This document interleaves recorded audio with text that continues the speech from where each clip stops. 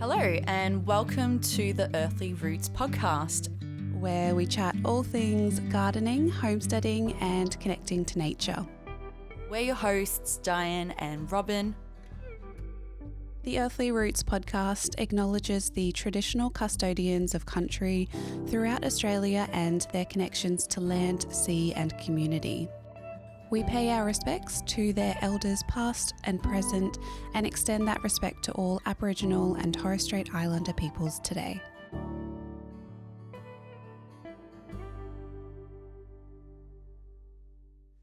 All right, so welcome back to another episode of the Earthly Roots podcast. Yes. We are finally back after a little break. We were a little busy, but We're back filming episodes.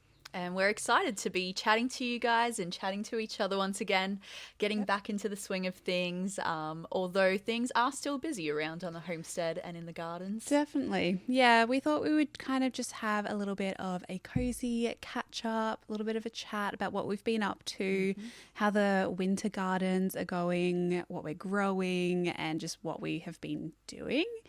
Yeah, because it's technically winter. Is it winter now? Almost. Almost winter. When this We've got a few more episode days. goes up, it's yeah, going exactly. to be winter. Yeah. So it's definitely chilly. It was frosty this morning at our place, which it's so beautiful, but it's kind of a shock to go outside and be walking on crunchy grass. Yeah, it would be. Yeah. I remember that from whenever I go down to school, because my school is lower than where we are. Like, we're up on a hill, but the school is down low in the valley, and it's just the whole oval gets frosted over, and it's insane. So It looks like pretty. snow. Yeah. I wish it snowed. I wish we got like the full-on winter. I feel like if it's going to be cold, it's going to be cold properly. But I am still thankful and glad that we can actually still grow some things, which I'm looking at your garden right now, and you've got a few gardens around, and you're definitely growing. I am growing slowly. I'm doing more harvesting. So we have a lot of pumpkins at the moment that we're harvesting and turning into pumpkin soup, which is perfect for the cold weather. Some gnocchi, all those kinds of things. I think I've also made like a pasta sauce with a pumpkin, just experimenting, which is good fun. Yeah, nice. Lots of herbs, lots of rhubarb, all of those like perennial hardy kind of veggies and herbs is what we have plenty of at the moment. Yeah, awesome. Yeah, we don't really have a lot of veggies growing at the moment, sadly. Which you did on purpose, didn't you? Yeah, like we're kind of focusing more on the flowers with the flower farm and like doing markets and everything like that, which we'll chat a little bit about, just the process of that and how I'm finding that. But I have a few broccoli seedlings and cabbage seedlings, definitely going to get them in the ground. And we were saying before whether we're too late or not, but I don't think we are. Like, we're out of the time when I've seen the cabbage moth butterflies. And that's what I was waiting for as well. I was waiting for that cabbage moth to go away because last year we had so many of them in the garden, and even though I had put nets up around my broccoli plants and my brassicas, they had gotten in there and laid their eggs. And so like a few weeks later, I would open up the netting and there would just be caterpillars and their little eggs everywhere. So yeah, I feel like there's that sweet spot of like, you've either got to start them sooner and then they grow quicker, but then you have to net them and do all of that. Or you can just wait a little bit longer. You may get a bit of a later harvest, but it's just easier, in my opinion. Yeah, I did also leave one of our broccoli plants from last year as an experiment to see if it would continue growing. It's got plenty of new leaves, but no heads. So I'm still kind of waiting to see if that transpires into anything. At the moment, it's not. Yeah. But I ended up planting broccoli and brassicas seeds a really long time ago, maybe a month ago. And they did start to sprout and I had like a few true leaves and I was really excited to get them out into the garden. And my chickens beat me to it. No. So even though I was slightly prepared and I was ready to go, I didn't get to plant those out. I should have done it a bit sooner. Yeah. Well, speaking of chickens, life is kind of changing in terms of the animals that you have on your homestead, which do you want to just maybe remind everyone like how big this property is. Yeah, so right now we're renting on 25 acres. I have no idea of measurement, but I would say that we have maybe 5 acres that we can use. And we've had pigs in the past, we've had sheep, we have geese, we have chickens. And then we've got like our big gardens as well that we grow all our veggies and some of our fruit on as well. But yeah, so we currently, or before now, we had about 20 chickens all up, with maybe 10 of them being roosters, since we had some of our chickens go broody and then hatch out their own chicks. And just over time, you get more and more chickens. As soon as you say you want chickens, you're going to end up with like at least 20. Yeah, that's chicken math, isn't it? That's how it goes. Yeah, I've really been feeling that, especially with our girls, like hatching out their own chicks. Like that's just been crazy because they've been hatching out like 12 to 14 chicks at a time. And I have a story in a moment that I'll tell you about. But we're renting, as I mentioned, and currently we're also converting our bus into a tiny home, which we plan on traveling all around Australia and being able to visit lots of different farms and homesteads and kind of just explore before we set root anywhere. Yeah. And so because we're going on that trip at the end of the year, that means we need to start finding new homes for all of our animals. And so that's been an interesting process. Yeah, exactly. Because a lot of people think like homesteading is, you know, you set up and then you're going to be there for years and years. Well, that's the point. Yeah, you want to set root. That's the whole point. Yeah. But that's not really realistic for a lot of us, particularly those who are renting, which I know there's a lot of people renting right now. Yeah. So how's it been kind of making you feel to... You kind of like went way up with all the animals and that was so exciting, and now you're having to move them on to different homes. How are you feeling about it all? It's a really like mixed feeling. Like we're both really excited for the prospect of the future and, you know, getting started on our journey. We're getting really antsy at this point to get onto our bus and just go. But like you said, like we came out here to set roots. We came out here to cultivate soil and have gardens that, you know, 7 years down the track are really fertile, and animals that just keep coming and coming and create the sustainable loop of, you know, mothers having children and then so on and so forth. And yeah, like I feel like with the chickens and the geese lately though, especially with winter time, they're all a little bit like cold and antsy themselves, and they tend to rip up my gardens more often. Yeah. They will get into my gardens more often, or like the geese will come up on our deck and just poop everywhere. Yeah. And so to be honest, that's where that other side of the coin of kind of having a break from the dirty homesteading life, because at the end of the day, that is what it is. Like you're dealing with livestock, you're dealing with, you know, their needs. And so that process of moving them on is kind of, though it's sad because we've built it up and they're like our family, and like their company in the garden and on the homestead is so fun. Like I'm just constantly like chasing around chickens, laughing at them, like it's been so good. But at the same time, it's going to be such a relief to worry about nothing else other than like building our home and packing up our things, downsizing, and then just moving on. And then one day having our property to start it all on again with like all the lessons that we've learned, like all the structures that we've built and learnt to build are going to be so much better in the future. Because of the lessons we've learned. Yeah, exactly. And that's how everyone starts out, is having to learn what works and what doesn't. So yeah, you've done all that already. Like you're that one step ahead. Yeah, in a way. And yet at the same time, like when we finally set on one place again in the future, it's going to be a lot of work to get it all started again, especially because I assume we'll be back down here because we love it here and we keep coming back here. But who knows, we might end up like on the other side of Australia in Perth. Like that seems to be where a lot of people are. Yeah, because I suppose you're going to drive around and then like you'll be able to see so much of Australia because there's basically every climate here that you can think of.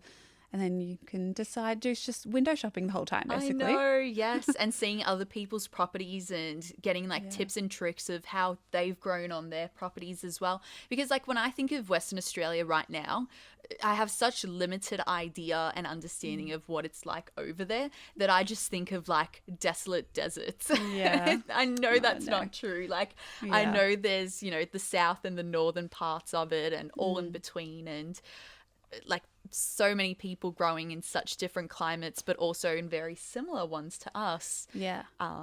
Really good growing conditions in WA. Is it? Like, well, because you've lived there, haven't you? Yeah. So I lived in Margaret River, which is the south area, and it's basically like a Mediterranean climate down there. So yeah, pretty good soils for, well, I mean, it's wine country, so it's very beautiful as well.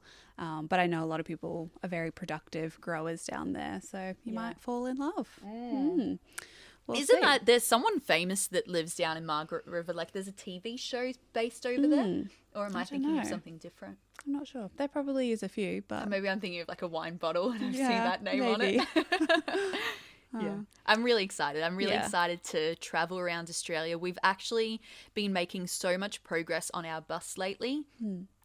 Just putting in the floors, finishing off the water tank, starting to paint like the rust to seal it in. Well, not to seal the rust in, to seal the metal so that rust doesn't get back in. That would be awkward. Yeah, no, it's looking amazing. Like we just went in there for a little tour earlier and it looks so different. And you kind of like the first part takes so long to get all of like the tanks in. All the underside strip stuff. Everything. It's like winter gardening. All the magic is happening down below the soil. Yep. And then you'll be in there creating and making it beautiful. And I know you've got some ideas on how to bring in a little bit more like sustainable ideas and reusing things in the bus. I know you're doing a lot of that. We're doing so much of it. And like those are the kinds of videos that I'm really attracted to on YouTube as well, of other young families that have that same mindset of just reuse what you can. And it looks stunning, like corrugated iron for the ceiling and pallet wood just all throughout, like reclaimed wood flooring. And I'm actually hoping to get some seashells and driftwood from the beach as well, collecting it sustainably and then using that as like door handles or like hangers or decorative pieces like the splashback in the kitchen. And it's been really exciting. And alongside doing all that, we're also starting to like plan out the trip, like where we want to go, reaching out to other homesteaders and farmers. We ended up creating like a map of Australia where people can pin themselves on it. It's great.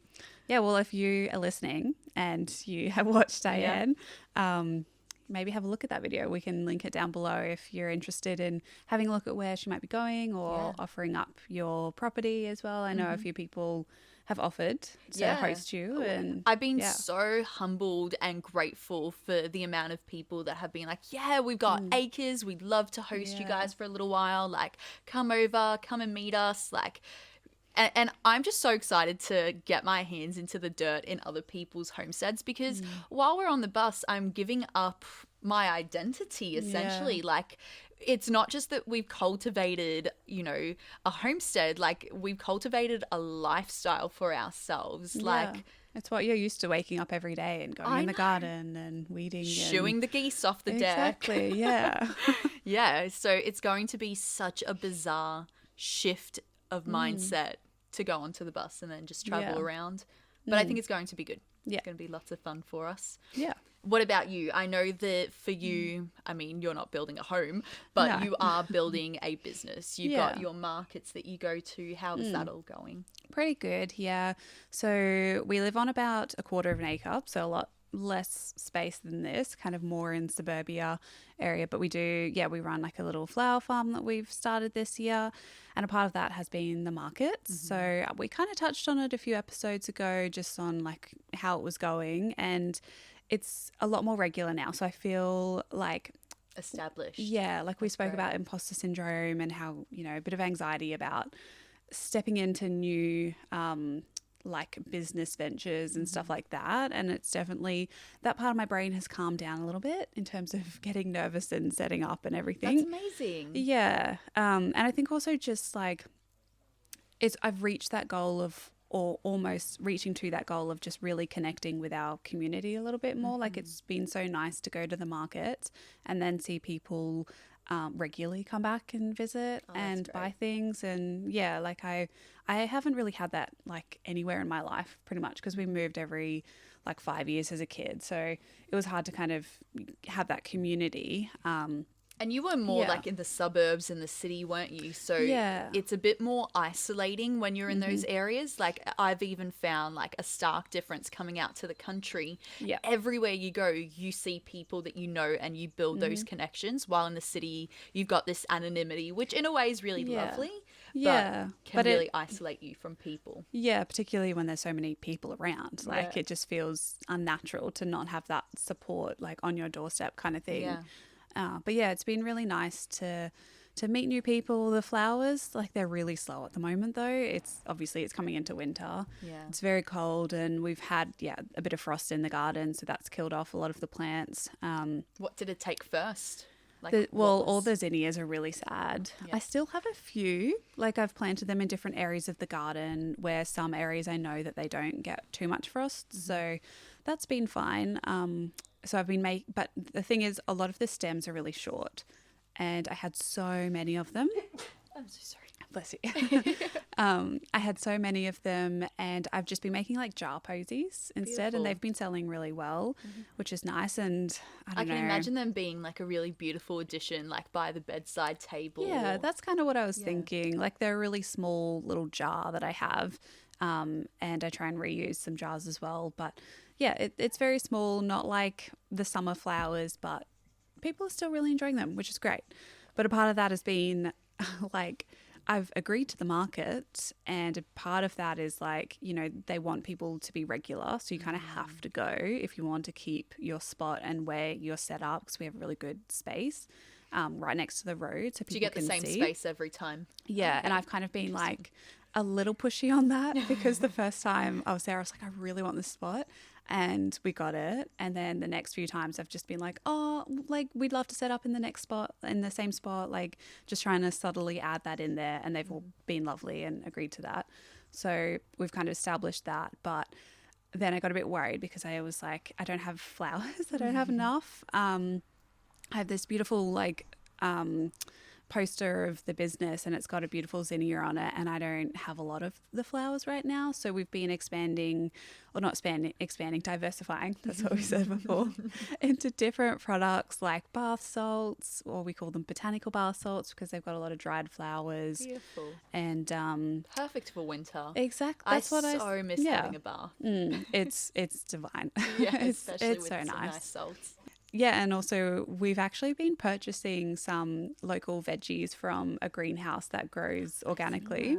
Yeah, that's such a great idea. Yeah, I really was so surprised that the market that we go to, it's like a village market. It's kind of like a farmer's market, but it's really small, cute, cozy. There was one stall there that had some food. But I was like, where's all the local food? Like, let's bring that in. So yeah, like when you go to a farmer's market, you want to go support the farmer and buy, you know, not just beautiful flowers and salts and seeds and seedlings, but also food. Yeah, that's what that you don't have to grow. I expect. Yeah.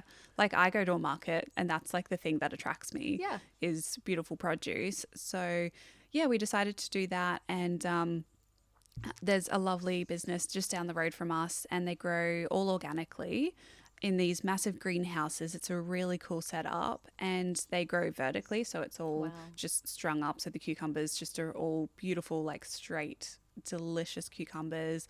They're starting like to grow all of their tomatoes indoors. So they'll have tomatoes all year round. Wow. Which is cool.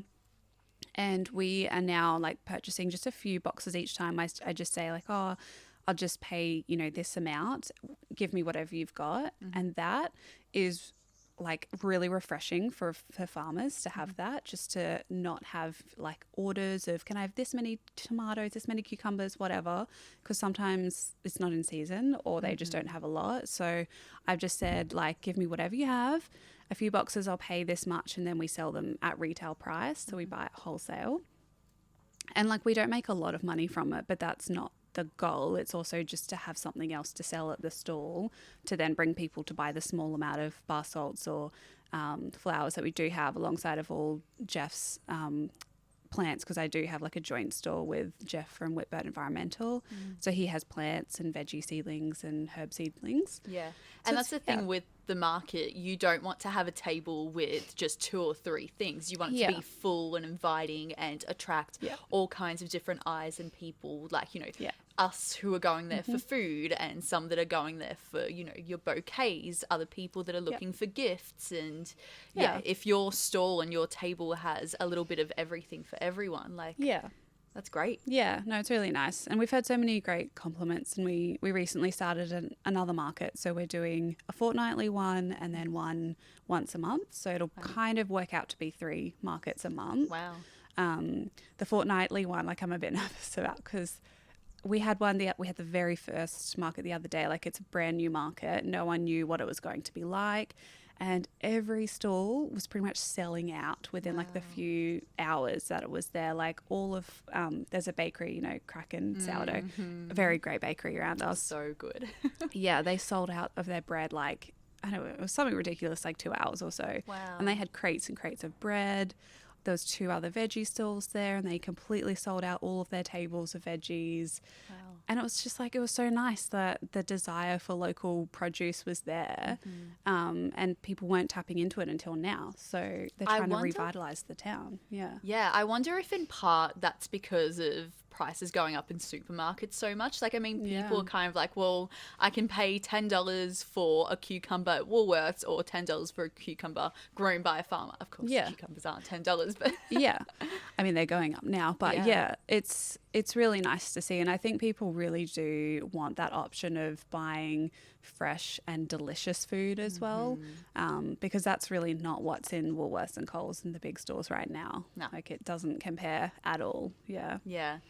Speaking of food and cucumbers, I did want to ask first about like the tomatoes and the cucumbers. Have you had a chance to like walk through the actual greenhouse with them? Yeah. Cool. Yeah, so they took us on a little tour, and we kind of peeked through in the different sections, and it's amazing. It's just amazing, their setup. And it's kind of a little sad because they have to be there for, it was something ridiculous, like 7 years or something like that, for them to get it off. To get the certification, the organic certification. Because I think, and I don't know if this is true or not, but I think the previous growers that were there weren't organic, and it takes a while to refresh the whole system and all the soil and what you're growing in. And so it's something ridiculous like that. I've heard that before, because I've talked to organic farmers before who were in a similar position where they weren't certified, but they were doing all the practices, and they couldn't get the certification because they had to prove that there wasn't the contaminants that would otherwise cause them not to be. Yeah, it takes a while, and all the soil that you've got to use, it's a whole thing. But they just grow in bags as well. So the bags have the plant in it, and then it's just strung up to the top of the greenhouse. And it's just so clean. Not that like food is whatever, clean, whatever. It's more that this is just so productive. The space that they're using is just really well managed. And so I just really wanted to support them, and every time we buy food from there, it's just the most delicious food ever. So how come they don't have their own farmers market? Do they sell more to restaurants and businesses? They do have a stall that they do on the side of the road sometimes. They sell to restaurants and also to Sydney, to the markets, but also just time. Like, they don't have the time. They will be starting at the market that we're at fortnightly, because it will be a weekly market. It's just super hard to start a farmer's market now because it's so slow. So it'll be interesting to see how it goes, because it went so well the first time. To keep up that demand will be interesting. But yeah, I'm keen. Would you have them join in with like the little group that you guys have potentially, or they probably have enough to They'll probably have enough, but I will offer and just see. But we're I'm just thankful that for the other little market that we're at, that they can be a part of that by us supporting them. Yeah, that's brilliant. And then they offered to sell my flowers as well at this, like, because they have a shop as well. I love that, everyone helping each other out. That's so good. That's the way it should be. Yeah, it's really nice. I'm so glad that I've kind of found the right people in the community. I love that. I did want to move on from like you talking about cucumbers made me think of my pickles.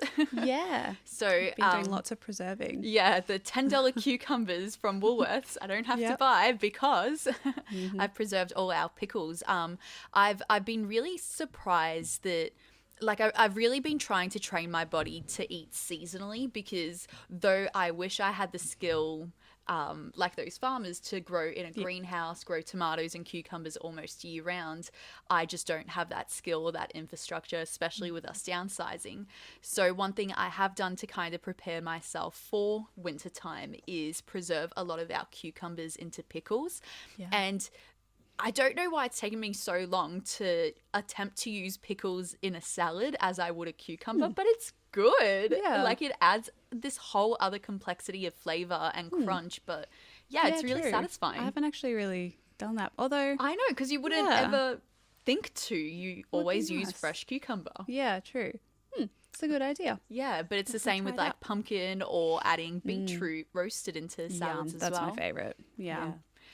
We did also want to talk in this episode, I guess, a little bit about how we're reducing our cost of living. So this lifestyle and us choosing to garden and, you know, run our own businesses and things is our goal to kind of live our life for what it is right now and plan for our future at the same time, rather than feeling like we're kind of chasing our tails with bills or high mortgages and things. So I guess this can be a nice segue into moving into how are we reducing our cost of living? What are we kind of putting into place now that's allowing us to reduce our work hours and kind of gives us that freedom and that flexibility to start new ventures as well? Yeah, it's a tricky one, but I don't know. Well, for us, we're in a really privileged position as well. I wanted to kind of... In what way? In terms of we don't pay a lot of rent. We do pay rent. Because you're living at your Oma's? Yeah. Yeah. So my dad's mum, we live in her house. We kind of like care for it basically. And so we don't, like our rent is really reduced.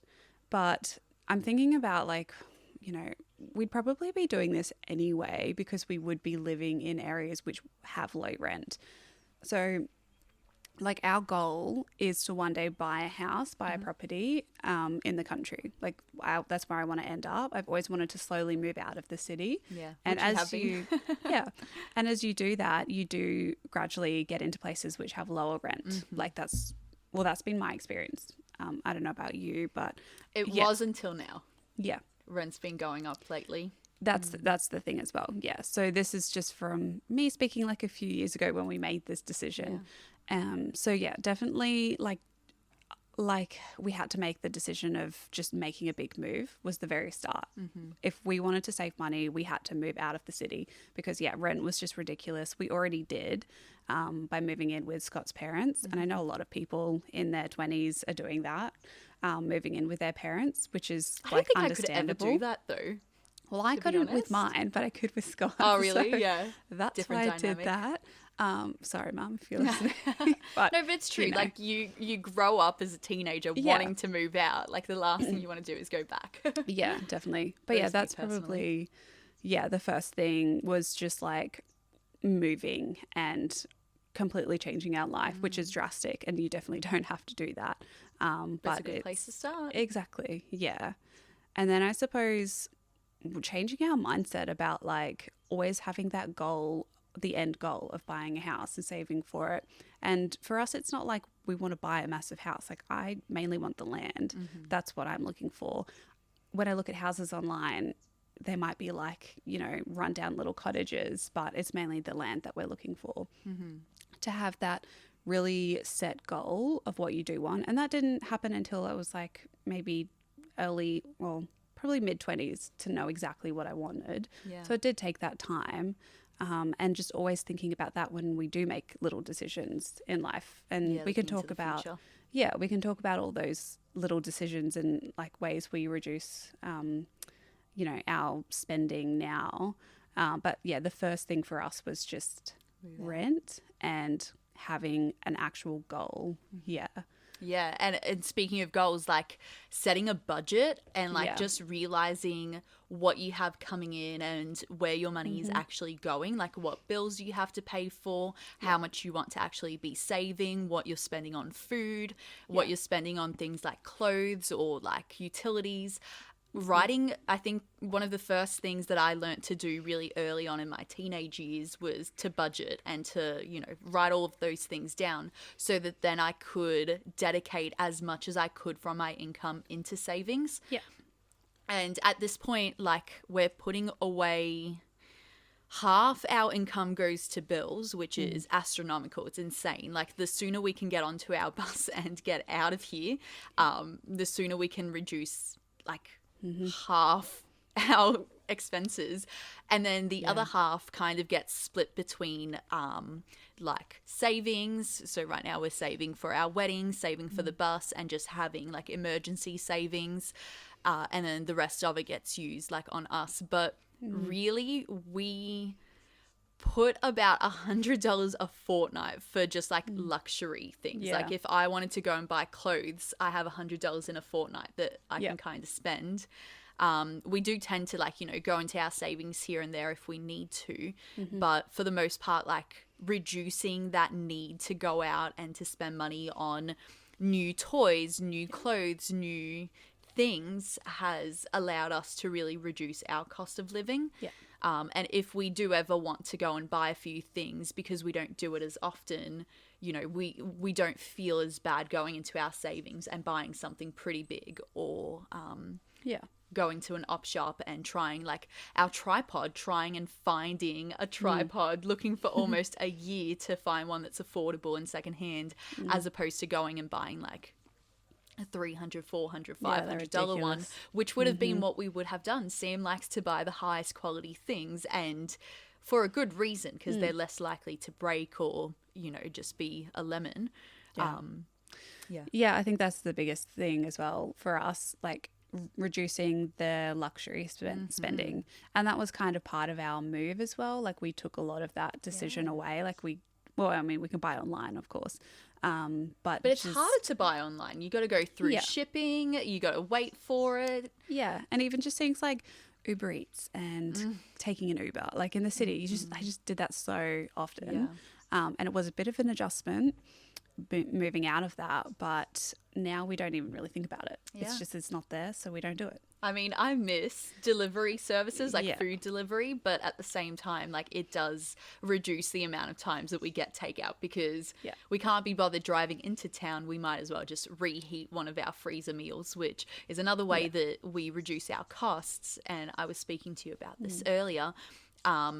We've learnt to cook a lot of our favorite meals. So Sam's learnt how to make ramen, how to make really good curries. And a lot of the time when we cook up like a big batch of curry, we have enough for the dinner that we're having, but also we have enough for a meal the next day or whenever we might choose to eat it. And we always freeze it ready to go, so that on days where we can't be bothered cooking something from scratch and we really don't want to spend the money on takeout, we can just grab out a freezer meal that we know is a great meal. It's not like it's leftovers either. Like it's been cooked to have as extra. So it's not this like dirty thing like freezer meals are like leftover meals. Like it's I love leftover good meal, meals. but it's not leftovers. Well, it's a new meal. But yeah, we definitely do that too. And going back to the luxury thing that you were saying as well, we also have we probably put around $100 a fortnight as well to that thing. But what's really helped us, and with pretty much all of saving and budgeting, is just having like sinking funds. So I just separate into all the different categories of like holidays, cat stuff, bills, and we just have it's one bank account, but on an Excel spreadsheet, it's just split into different numbers. And then whatever we need from that, we can just transfer money from that. Oh, so you keep track of it on the Excel sheet. Yeah, so each pay will just transfer like however much money I've calculated which is like, I can't even remember what it is, and then that's divided up into all the sinking funds. So there'll be like $100 goes into cat food, 50 into like, but it's all Christmas. kept together in one sum on the bank account. One sum on the bank account. So yeah, it's one bank account, and then we can save for like Christmas. We just put in like $10 sometimes each pay, and then it'll gradually build up and have like a charity one as well. So it's all really tiny payments, but yeah, it's all one sum, and then we can track it all a lot easier, and it just takes the pressure out of knowing you're going to pay for something. Like, we know we want to go for a holiday, at least, you know, within the next year or so. Nothing extravagant, just maybe like a few hours away. Yeah. But then we can have like some money set aside in that little Excel thing to then just take it out of that. Yeah. Yeah. And we do something similar, except that our bank account is set up to have a few different folders and a few different like savings accounts. So then we have one for the wedding, we have one for the bus, we have one for extra savings, we have one for the bills, we have one that's just dedicated to like the YouTube channel. So then I know that I can spend that on gear as I need to, which I really need a new lens, but I'm waiting and waiting until I really need it. And then I just send, you know, the $100 to myself and to Sam every fortnight. And some fortnights it comes to it and we end up, you know, dipping into our savings that little bit more because we want to go out for a nice meal, and we don't want to restrict ourselves from those little luxuries because they're important. Well, that's kind of the whole thing. That's how you want to be living your life. So if you can manage it now, then it's a lot less of a shock to do it, you know, in the end. Yeah, and my thinking is too, like, this lifestyle that we're building for ourselves with homesteading, with reducing our work hours, it's not so that we kind of like, you know, push ourselves down to the point of poverty and then we can't afford anything and we're miserable. Like, we're trying to manage it all and do it gradually over time as different income comes in and as we learn to, you know, be able to support ourselves in different ways or be able to reduce our cost even more. And the whole point of all of it is so that we can live for right now. It's so that we're not just waiting for the house in the future. We're not just waiting for retirement when we can go and travel. Like, we get to do all those things right now while we're young, while we're passionate, and just being able to learn to budget as soon as you can and reduce that cost of living really allows you to have that freedom. And I think it's great. Yeah, definitely. Yeah, I suppose speaking from my experience with the work side of things and wanting to change up my lifestyle as well, like with the PhD, it was very much like I had my own hours, but it was still very much like a 9 to 5, or that was what was expected of me to do. It was way more than 9 to 5, but I've wanted to get out of that for so long. And again, we're not there yet. Like, Scott has a 9 to 5 job, and that's also helping to save for the house and the property and everything. And is necessary right now. Yeah. But there's nothing bad in changing up your career as well. If you really are unhappy and you know what your pathway is and your goal and dream, finding other ways of work that might be aligned with what you want to do eventually is something you should definitely go for and do if you can financially do that. And like, that's why I kind of started working with Jeff at Whitbird Environmental, because I just literally had to get out of the house. Couldn't stand sitting in front of the computer anymore. It gets unmotivating when you do the same thing for too long, like whether it's a 9 to 5 job or sitting at home. Yeah, and particularly when you're doing all this, I was doing all this cool research about nature and plants and everything, but I literally was not around them. So I was losing that, I don't know what it was, like motivation or just like the feelings that you get when you're out in nature. I didn't have that connection anymore. So I really wanted to do something like that. So now doing I'm a casual, but I do bush regeneration work with Jeff, and it's just been the most rewarding thing ever to work with a small team of people.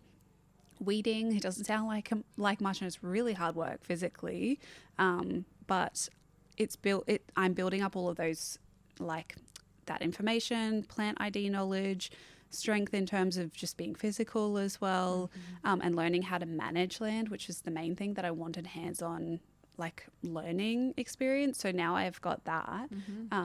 it's been really, really worthwhile. So I definitely recommend, like, if you want to change it up, like, just find jobs that I would have thought that I would have done this. I was always thinking like, I'll go into research and just be like a scientist in an office kind of thing. Sitting in a lab, Yeah, but I cannot see myself ever really doing that. Yeah.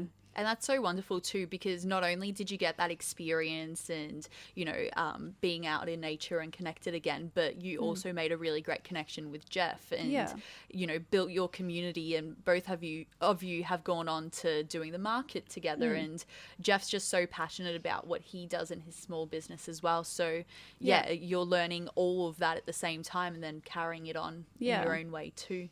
Yeah, like I don't love to talk about the whole manifestation thing, but seriously, like I thought about, this is what I want, like I need to grab it and just go for that dream and that goal, and then the opportunities just came to me. Like I don't know, it was perfect how it all kind of panned out. So I don't know, maybe do some little journaling and some little wishing, and maybe things will come true. Yeah, or just think it in your head too. Yeah. And the thing is that once you move into a casual job and as you said, it feels like everything's coming to you, but you also learn to kind of live within your means. So if your income does get reduced, you kind of reduce your spending as well.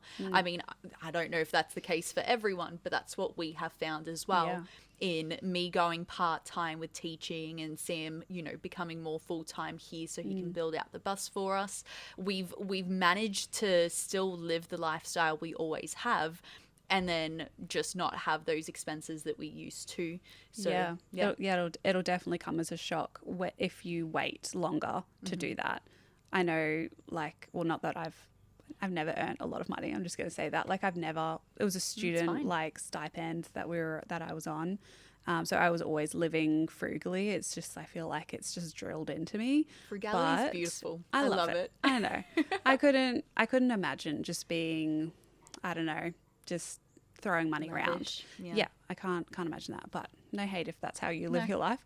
But I can imagine it would be very stressful to go from like a very high paying salary job down to like what you think you might want. So it's kind of interesting to, if you can, like if you have to reduce, you know, your income, you have to reduce your lifestyle. So you've got to start somewhere, whether it's the lifestyle or the income. It's up to you what you want to start with. For me, it was really hard because I mean, I had always had the student budget going through university, and I always had like casual and temporary work before that.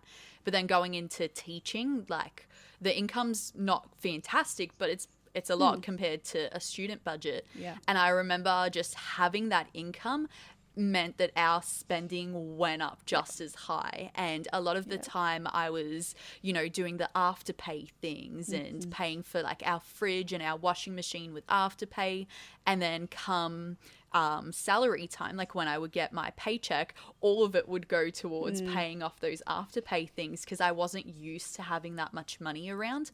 And it was great for the time to be able to invest in all our furniture and, you know, like a really good bed and a sofa and all those things.